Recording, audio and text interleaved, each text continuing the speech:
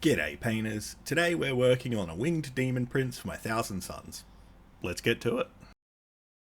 I started by airbrushing the skin Triumphant Navy, the armour plates Diabolic Plum, and the wings Skeleton Bone. I used the airbrush just to save some time, but you can definitely do this by brush and you'll be fine. As you can see, I'm terrible with the airbrush, so I need to do a lot of touch-ups, so that's the first step here.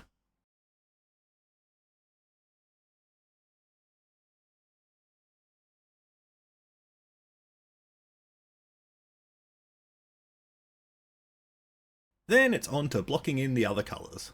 I start with Resplendent Red for the cloth. It's only his loincloth thing on this guy.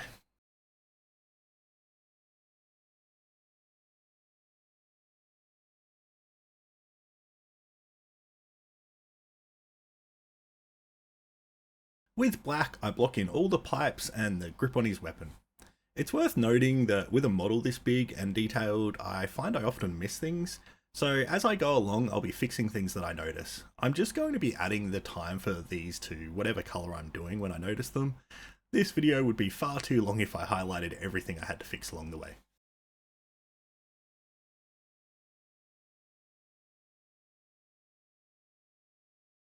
Next with the plate mail, I did the metal parts. This is the parts showing through on the pipes and his axe head. There are also a few spikes and chains around that I hit with this. If you're following along at home, I would leave this part for later. You'll see why when I get to it, but you should do the skulls and that first. I realised I wanted his belt to be black and I hadn't done the rock he's standing on. He'll be going on the same lava basis as the rest of my Thousand Suns, so I need the rock to be black. I'm only showing me fixing this part because the rock is a pretty big thing to forget, and somehow I managed to.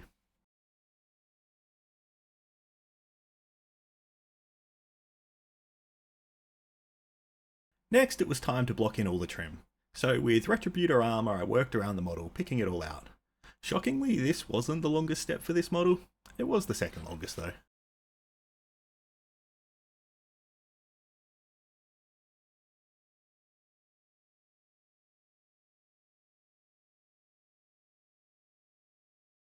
I wanted to break his skin up a bit, so his extremities all got hit with Basilisk Red. This is a cool red, so it shouldn't read the same as his cloth, which is a warm red. With this, I hit his head, feet, and the end of his tail. I didn't do his hands, I was happy with them as blue. Also, some of the spiky parts on his arm and shoulder pads. Basically just places I felt could use some colour.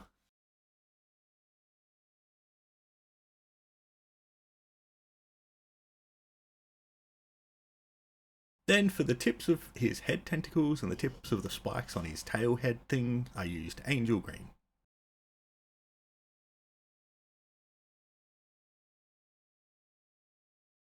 His two tongues got hit with Spellbound Fuchsia.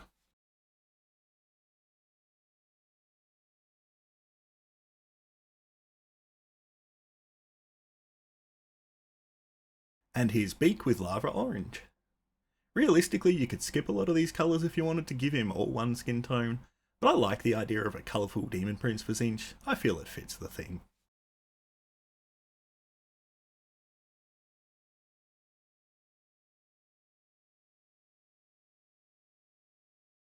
Then for the barrel of his gun and the vents on his arms, I used Death Metal. It's a nice dark metallic that gives an option rather than just the normal gold and silver. I've been using it on most of my Thousand Suns and I like it. With Oak Brown, I picked out all his claws, spikes, and skulls. He has a lot of spikes on him, most of them I blocked in with the brown, but some, specifically the ones growing out of armour plates, I'm going to do with the purple and red combo that I've already done.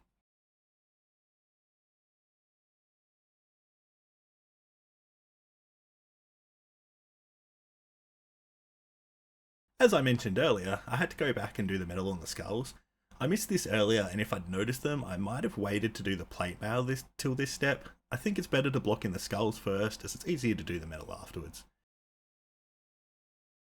Now, since I'm bad at this painting business, I had a lot of touch-ups to do. I could definitely be more careful when I'm blocking in the colours, but for myself, I find the painting goes smoother if I'm a bit more reckless to get everything blocked in, then do some touching up later. This is always going to be a personal choice, and you should find what style works best for you.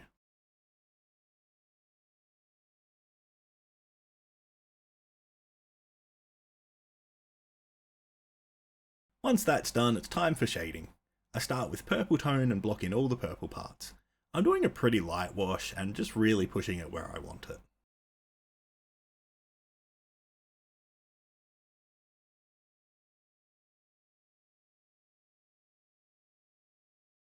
Then it's blue tone for all the blue parts.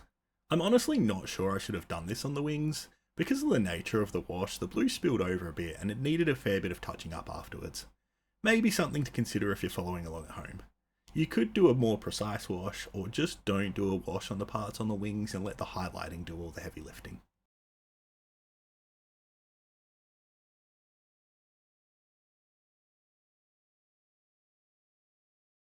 The red parts all got hit with Magenta Tone. This is for both the warm and cool red parts. Then for the wings I used a mix of Magenta Tone and Contrast Medium. This was a really diluted mix of around 4 parts Contrast Medium to 1 part Magenta Tone.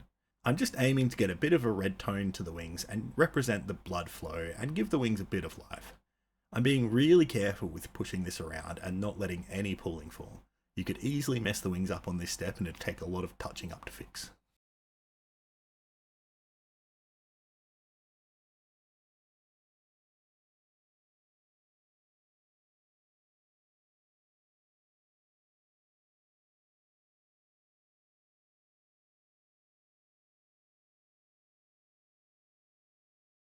The golds all get a wash of soft tone.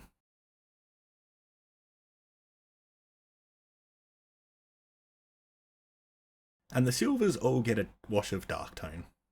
Using a black wash gives it more of a clean finish than a brownish tone does. I also sometimes use dark tone on golds if I'm looking for a really clean finish on them too. It's something for you to play around with and experiment with.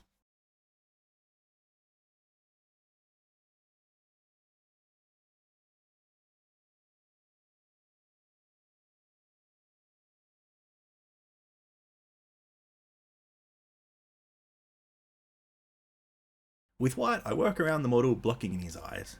He has a few more eyes than you may expect. The ones on his head obviously, but also his shoulder pad, gun and tail. So make sure you take your time and pick them all out.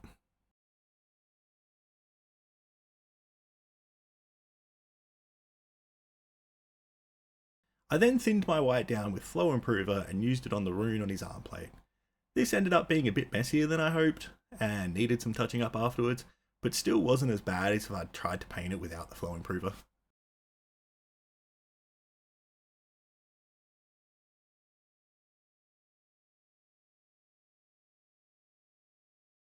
With Warp Lightning Contrast, I go over all his eyes and the rune on his arm. And while I do that, it's time to beg for likes, comments and subscriptions. Subscribing is free and it really helps out my channel, so if you like the videos, think about subscribing. And if you're enjoying the video, hit that like button. And why not drop a comment on what you think about the finished model at the end?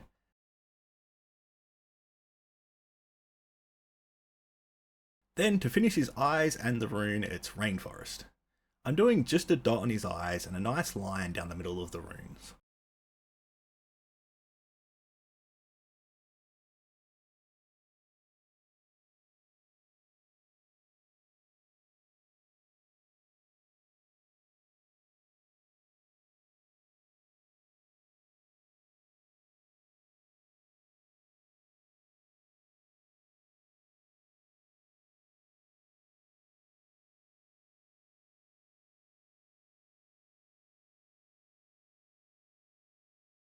I wanted a break from the finicky stuff, so I decided to do the lava on his rock.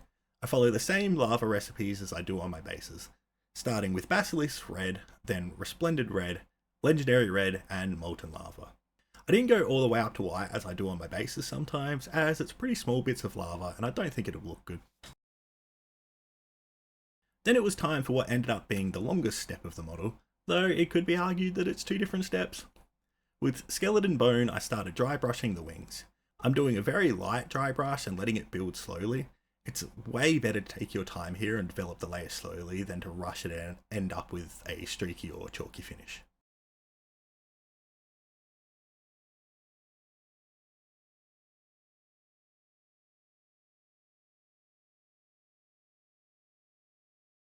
Then I worked around the model and picked out all the skulls, horns, claws and teeth, leaving the brown showing towards the bottom and the deepest parts.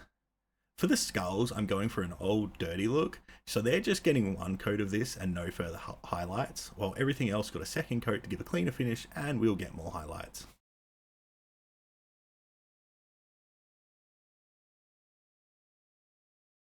I glued his wings on so I'd have a more accurate idea of where the highlights should go, and then it was back to dry brushing.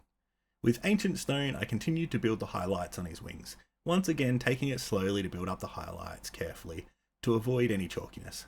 I did get some, but that's a downside to dry brushing sometimes. I will get better at it eventually.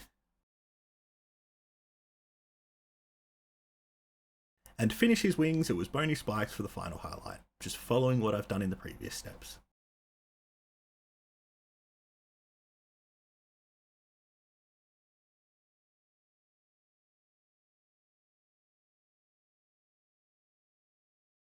Time to highlight the cool reds on his skin. I start with Wyvern Fury and work on establishing my highlights.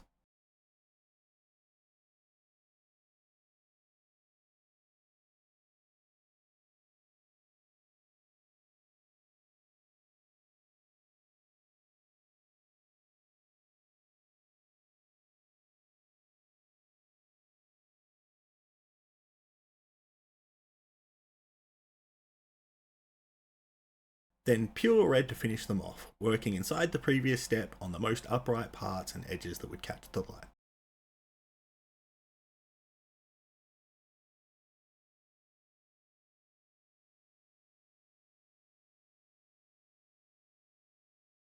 Then it's time to highlight the golds. Starting with bright gold, I work around the model, picking out any raised parts or parts that would be catching the light.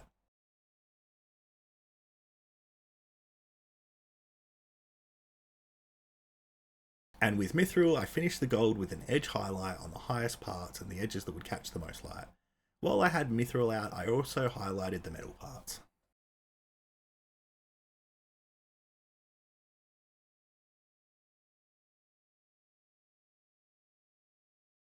Time for purple highlights.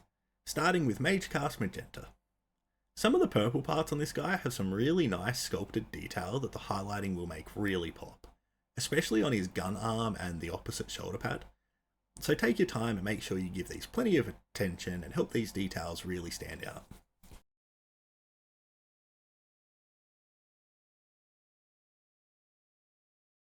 Then it's Warlock Magenta to continue the highlights, working inside the previous step, focusing more towards the top of the model.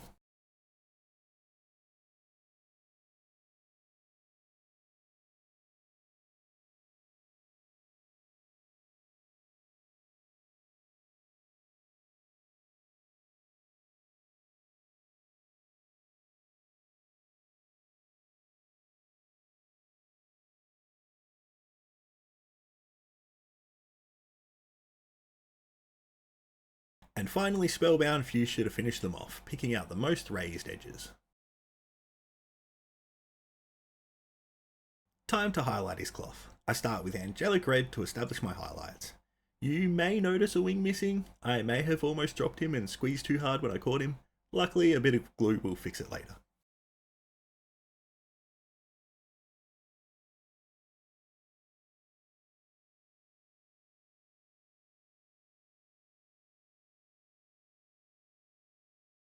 And then Legendary Red to finish them off. You might notice a lot of the colours are only getting 2 highlights rather than the 3 or 4 I often do. This is because there are so many colours and details that it would take so much longer to do 3 or 4 layers for each colour. I also feel like it would start drawing attention away from the key details you want the eye drawn to if everything is highlighted up too high. I was also painting him to a bit of a time limit because I had an event coming up that I wanted him in for.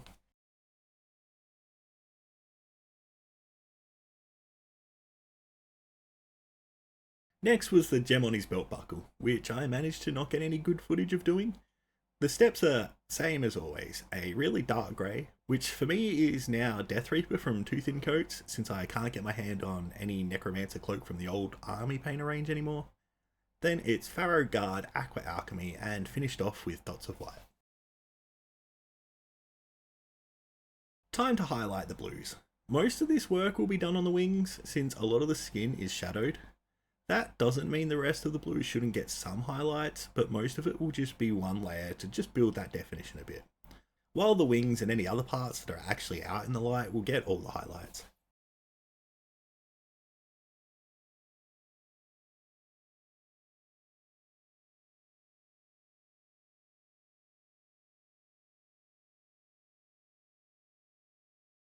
Ultramarine Blue makes it onto my palette to continue the blue highlights, working inside the spots I established in the previous step, and as I said earlier, mostly focusing on the wings.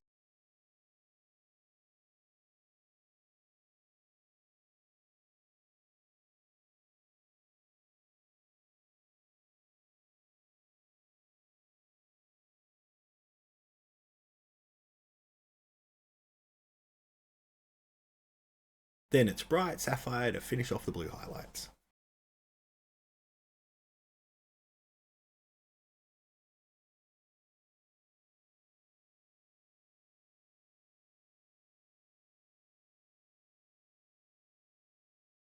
For all the green parts, I do some highlighting with Guardian Green.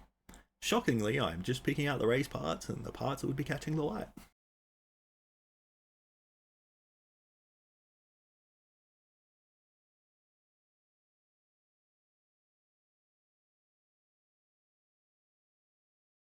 Finally, it's time to finish the claws and teeth and all that fun stuff.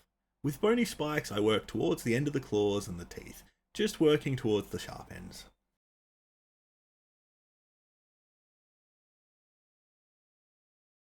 And then I do the same with pale sand to finish them off, just in small areas.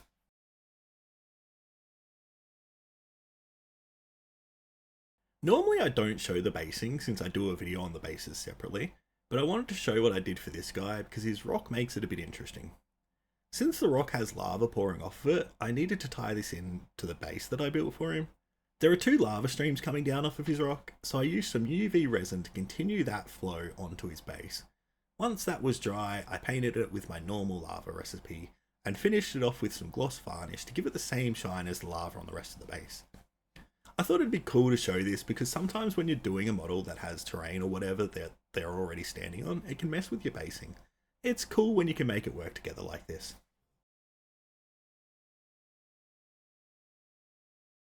And he's done. 13 hours. I found that to be surprisingly quick. I really thought it'd take longer than that. Though, full disclosure, I was rushing to get him ready for an event I was playing in, which also played into my decision to not do as many highlight layers for all the colours, just the most important ones. In the end, I'm happy with the result, and he looks great on the table with the rest of my Thousand Suns. And my army won Best Painted at the event I played at, which is always a great feeling. So, well worth the time. If you've stuck around this long, I assume you've enjoyed the video, so you really should give it a like. And if you want to see more from me, hit that subscribe button to keep up to date with my videos. Thanks for watching. Catch you in the next video.